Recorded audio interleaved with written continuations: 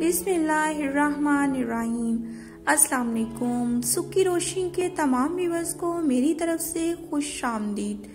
अगर आप मेरे चैनल पे न्यू हैं और आपने चैनल सब्सक्राइब नहीं किया तो सब्सक्राइब कर लें और बेल आइकन को भी प्रेस कर लें।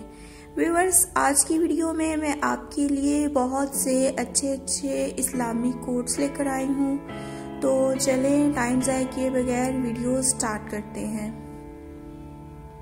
किसी मजबूत पहाड़ का इतना बोझ नहीं होता जितना बेकसूर पर तोहमत लगाने का बोझ होता है। अल्लाह ताला को जुबान और दिल का सख्त होना पसंद नहीं, इसीलिए अल्लाह ने इन दोनों को बगैर हड्डी के बनाया है।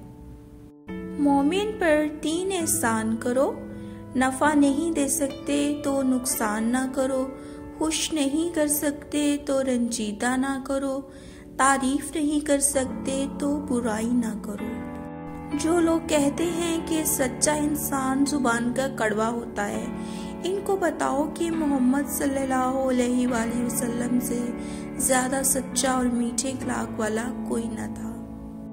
अक्लमंद और बेवकूफ़ों में कुछ ना कुछ ऐब जरूर होता है, मगर अक्लमंद अपने ऐब को खुद देखता है और बेवकूफ़ों का ऐब दुनिया देखती है।